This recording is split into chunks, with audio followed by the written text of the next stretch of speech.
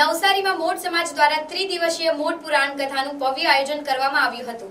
ત્યારે પ્રથમ દિવસે દિગ્વિજયભાઈ મલાણીના નિવાસ સ્થાનેથી પોથી યાત્રા કાઢવામાં આવતા આ પોથી યાત્રા નગર ભ્રમણ કરીને જયશંકર પાર્ટી પ્લોટ ખાતે પહોંચી હતી।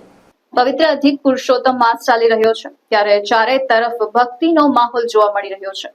આ પાવન અવસરે મોઢ સમાજ દ્વારા ધાર્મિક મહોત્સવનું આયોજન કરવામાં આવ્યું છે।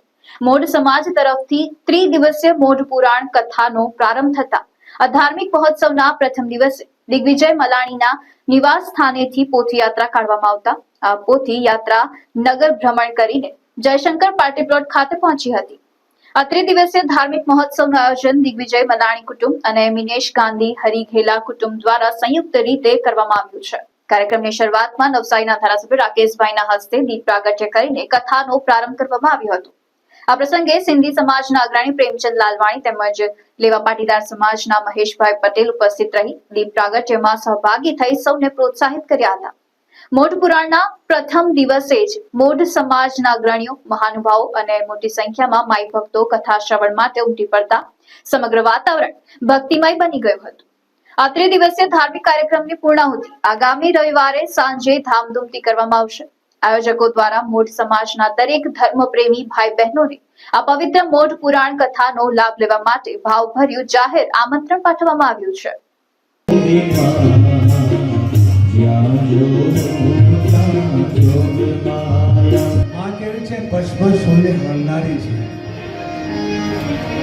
આમાં જ્યારે અસુરોનો સંહાર કરીને આવે છે, આ ક્રોધિત છે માં, જ્યારે અસુરોનો સંહાર કર્યા પછી માં આવે છે, ક્યાંથી આવે છે? દક્ષિણ દિશામાંથી। કર્યો કે તેની ખાતરી શું? આપણે આરતી ગાઈએ છીએ માની ચોથી ચતુર્ ભુજા ચૌદીશા પ્રગટ્યા દક્ષિણમાં। માં ક્યાં પ્રગટ થયા? દક્ષિણ દિશામાં। ક્યારે પ્રગટ થયા? શવંત ચોળ 57 માં પ્રગટ થયા। ક્યાં પ્રગટ થયા? કઈ જગ્યાએ પ્રગટ થયા? ગદંબે માં રેવાને કાંઠે પ્રગટ થયા અસુરોનો સંહાર કરવા માટે। અને અસુરોનો સંહાર કરી આવે છે ત્યારે માએ બે તુજે માં કાળ ભૈરવને બટુક ભૈરવને માએ ત્યાં બેસાડ્યા। ત્યાં અસુરોને તો હવે જ્યાં મંગલ કાર્ય થતું હોય ત્યાં તું આવવા દેતી નહીં। એટલે જ્યાં મંગલ કાર્ય થતું હોય ત્યારે સંસ્કૃતમાં કહેવત છે કે દુર્જનમ પ્રથમ વંદે સજ્જનં તદનંતરમ। દુર્જન માણસને પહેલા વંદન કરવાના, કે જે આપણું બગાડે છે તેને આવન પહેલા કરવાનું કે આવો આવો બેસો, આ કામ તો તમારે જ કરવાનું છે, તમે ન હો તો આ કામ થાય જ નહીં। વાહ વાહ। કહે છે કે અમને મારા ઘરવાળો કંઈ આપતો જ નથી। કેટલું આપી દીધું? બધું જ આપ્યું છે। મહત્વના ખાતા તો તમને જ આપ્યા છે। શક્તિ પાછે આ ખાતા છે। શક્તિના 3 સ્વભાવ છે, રજોગુણી, તમોગુણી અને સત્વગુણી।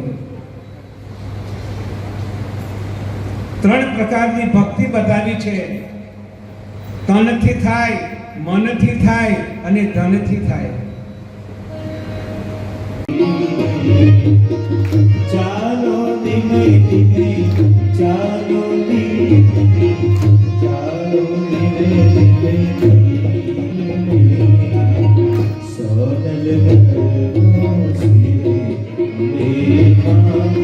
ચાલો ધીમે